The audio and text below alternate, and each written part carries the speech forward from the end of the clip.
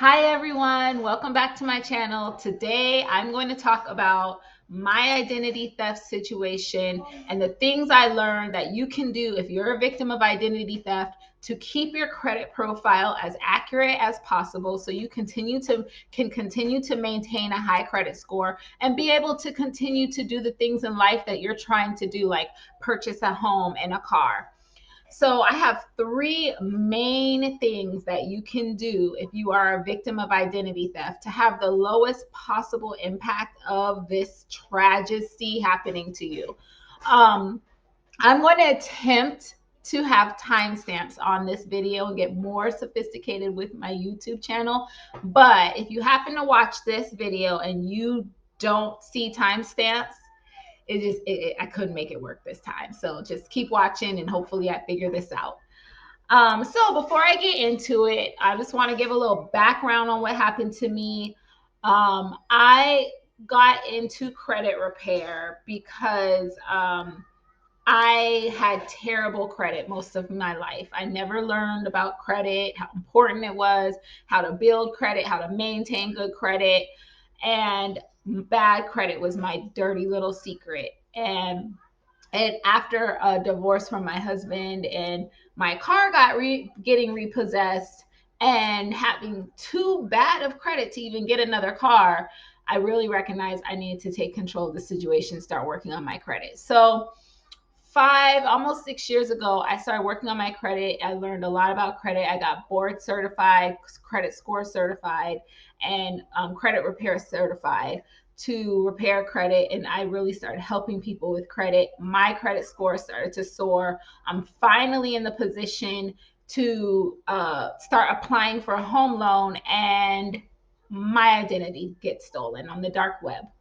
So last year in April, I started noticing inquiries on my report at car dealerships like CarMax and different cars. And that's when I knew like it was all the way compromised. And ever since then, it's been a nightmare. It's been a nightmare of having to continue to fight things off my credit report and calling the credit bureaus, calling collections agencies from the people having accounts that go to collections. The people who stole my credit file, they got like a townhouse in my name, electricity in my name, phone, cable, renter's insurance in my name, uh, rental, like buy here pay here, rent a furniture in my name. They had tried to get a car in my name. I caught that just in time, because the bad part about this is everything can be done online. Like, they literally tried to buy a car online. You can buy a car online and it can be delivered to your house. So yeah, people can make really big purchases with your identity with never even being in person in a store, even potentially a home.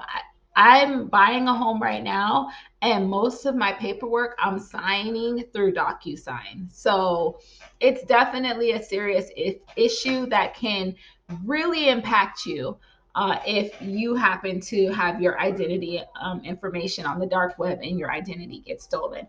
So let me get into the meat of the information. So this first item that you need to know is key. This is going to save you so much time, especially if you, like me, are in the process of building and purchasing a home. Because as you know, when you're buying a home, when you get to the closing table and they pull your credit report again, you cannot have anything on your credit report in the dispute process. This is so important if you're buying a home.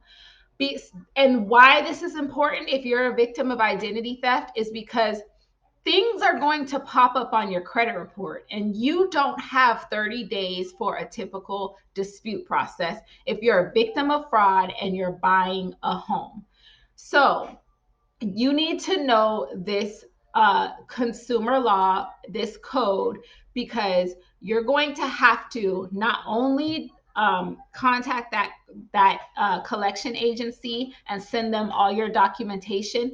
But you're also going to have to call each credit bureaus, and you will need to tell them this, because otherwise they're going to put you through a 30-day dispute process, and you don't have time for that.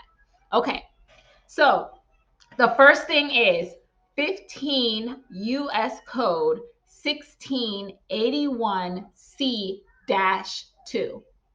So what this code is if you are a victim of identity theft, except otherwise provided in this section, consumer reporting agencies shall block the reporting of any information in the file of a consumer that the consumer identifies as information that resulted from an alleged identity theft, no later than 4 business days after the date of receipt by such agency of appropriate proof of identity of the consumer, identity theft report, identification of such information by the consumer, and a statement by the consumer that the information is not information relating to any transaction by the consumer.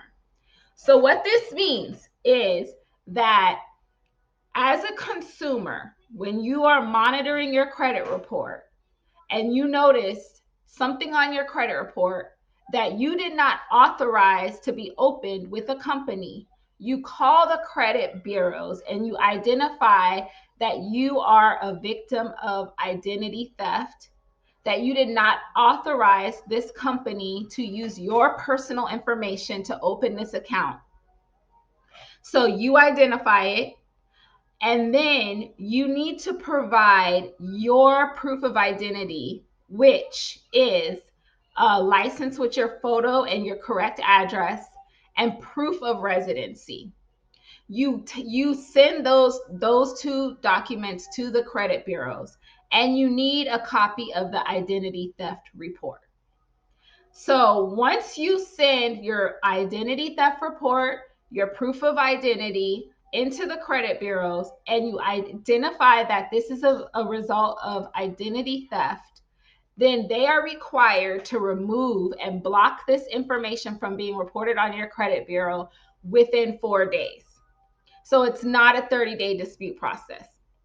And I've seen it happen that same day I call, a couple days or a couple days tops.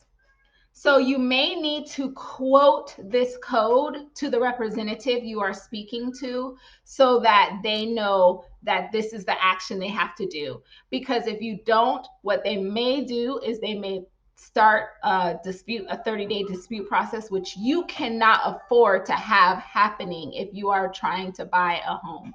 That's very important. So a couple of other things, these are just basic things. If you're a victim of identity theft, you need to file a police report. You're going to need that. And you need an FTC report. The FTC report is the identity theft report that they are asking for at the credit bureaus. So that's really step 1, is you need to file a police report of the identity theft. Put as much information about the inquiries that you have on there that you can, and what is not correct on your credit file as you can. Things are going to pop up, and you may need to continue to supplement that police report. You may need to continue to file a new FTC report, because sometimes the collection agencies or the credit bureaus require that those specific companies that you are saying are not yours are on that report. So always have that. Now, once this documentation is with the credit bureaus, the process becomes easy, because like I said, expect things to continue to pop up on your credit report. So my first time doing this, it took a lot of time, because I had to figure out how to get the documentation to the credit bureaus. With Equifax, you can fax in your documentation. With Experian, they have an upload system that can be kind of tricky to figure out. And with TransUnion, you may have to start a dispute to upload the documentation on the first one. And then afterwards, they have the documentation in their system. I think they keep it for about a year. or you can mail in your documentation. So on all three of them, you can mail it. But for me, I needed to find ways to do this electronically because if I don't have a car right now. If you've watched my other YouTube videos, I explain why I don't have a car right now. So once you have all your documentation with the three credit bureaus, the process is easy. You tell them you're a victim of identity theft. You quote this U.S. code, and you make sure that they're not opening a dispute, that they're blocking the information from your credit file. Important language you want to use: identity theft victim, block the information. The requirement is that it's done within 4 days. Also, you want to make sure that you have a freeze on all three of your credit reports. With all three credit bureaus, your credit report should be frozen if you're a victim of identity theft, because the criminals or the people who stole your identity are going to keep trying to get stuff with your personal information. And I'm sorry, I keep calling them criminals, but I'm really trying not to be that judgmental. People have your information, which is a criminal activity, and they're using your information, which is illegal, to open things that are fraudulently, which is criminal activity. But anyway, so you want to make sure that you have a credit freeze on all three credit bureaus, and you also want to make sure on a couple of them you can put a block. Experian, you can also have a freeze and a block. That also makes it easier when you see something pop up on your credit report and have to call the credit bureaus, because they see the freeze, and they have your paperwork. It's an easy process, and then you don't have to, oh, we need to put a freeze on your report and all this stuff. They don't question it. You need the freeze. As soon as you identify that your information has been compromised, freeze your credit reports. Okay, so the second thing that I want to talk about is monitoring your credit reports. So if you are a victim of any type of identity theft, you want to make sure that you have a credit monitoring service. I personally have multiple, and I like the one that I have with my bank is CreditWise. I also have my FICO. I like my FICO because it gives me my different credit scores: my Vantage, my FICO, my auto score, my mortgage score. And I also have the Experian. I know that's a lot, but I'm also purchasing a home right now. I have noticed that Experian gives me the alerts the fastest. So you want to have a credit monitoring service so that as soon as someone tries to run your credit a hard inquiry, you know, because you'll get an alert if an account is open. You'll get an alert if a new collection is added to your report. You'll get an alert if a new account is open, you have a missed payment. You'll get an alert immediately. So that way, you know, there's activity happening on your credit report that you have to address and resolve right away. Now, hopefully by now your credit reports are frozen, so you should not be getting hard inquiry alerts unless you unfroze or temporarily unfroze your report to purchase something or apply for a loan. So the key point here is that you want to monitor your inquiries. Something I did not realize, and this tip saved me so much headache when I realized this, is that companies such as leasing agencies, buy here furniture places, electricity companies, cable companies, cell phone companies, they don't necessarily do a hard inquiry.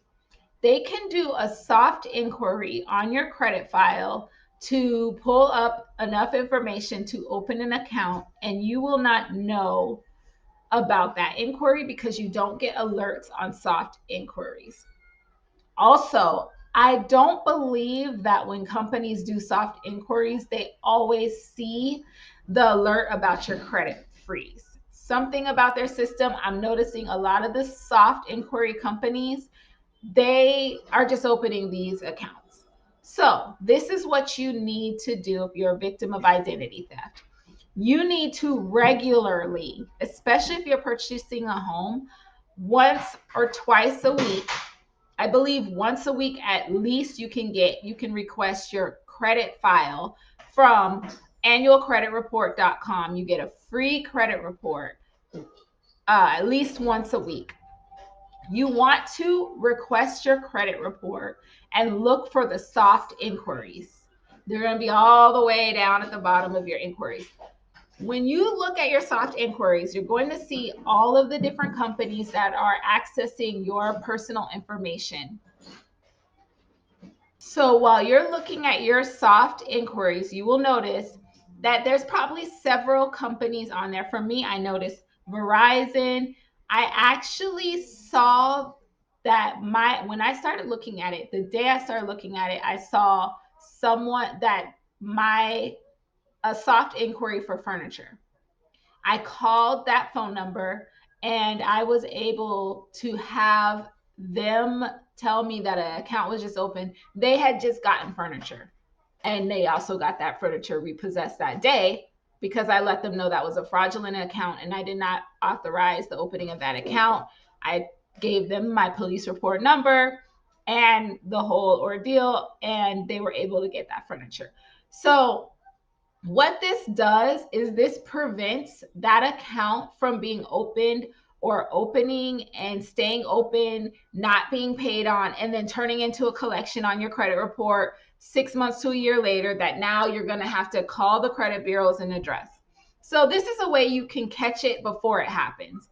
So look at your soft inquiries and see if there's anything on there that you don't recognize. For me, the people who have my personal information and keep opening accounts live in Arizona. So when I look at my soft inquiries and I see Arizona, I automatically know that's a red flag, that that's somebody trying to get something in my name, and I call those companies. You're going to see other stuff too, because companies can access your account through a soft credit report without you knowing, so they can sell products to you, which I'm about to address on my third tip. So the third thing you want to be aware of, the Gramm-Leach-Bliley Act. The Gramm-Leach-Bliley Act is a privacy provision that governs the treatment of non-public personal information about consumers and requires notice to consumers about what information financial institutions collect, how that information may be shared, with whom, and when and how a consumer can restrict information sharing. In addition, a second part of the statute requires steps to safeguard consumer information. So basically what this means is every company, any institution that provides a service that requires for them to collect personal information has to have a privacy policy. In that privacy policy, they have to detail what information they collect from you, how it's used, and they also have to provide a method to opt in and opt out of information sharing with non-affiliated and affiliated third-party companies. So what this means is when you open an account, like with a bank or insurance company or a car loan, anything, you're going to get a privacy notice. Most of us ignore these. If you don't opt out in 30 days, then you are giving unexpressed consent for information sharing. This information sharing includes the selling of your information to collection companies, sharing your personal data, your non-public personal data with the credit bureaus, which includes collecting information like your transaction history, late payments, things like that. And it also includes selling your information to a collection agency, I think I said, and using your information to sell you new products and services that they offer or other companies may offer. They can use your credit score, your information that they've collected to have so that company and other companies can offer you more services. Now, although you must opt out within 30 days, per the Gramm-Leach-Bliley Act, as a consumer, you can still opt out at any time. So you have to go to each company you have a relationship with, go to their website. This is the easiest way to do it. Go to their website, scroll all the way down to the bottom, look for privacy policy, go to their privacy policy page, and then scroll to the bottom is where I've been finding it, and look for the ways that you are able to opt out of information sharing. It could be as easy as putting in your email, filling out an online form, or calling an 800 number. But you want to opt out of information sharing to protect your personal information, to limit the amount of soft inquiries on your credit file, so that you're able to look at your soft inquiries and be able to see things quickly that don't look right, because now you don't have your information being shared everywhere. And your information being shared everywhere by these companies we're in relationships with, honestly, is a huge way that our information gets compromised. So that's definitely going to be key. So those are the three major things I've learned. And I hope that you were able to take something away from this video. As a victim of identity theft myself, it's a very arduous process, strenuous, it's emotionally draining, it's difficult, and it's no fun. So I hope that this video helps someone ease that just a little bit. These things I learned definitely helped me get through this process of protecting myself through this identity theft a lot easier. And I hope to see you guys in the next video.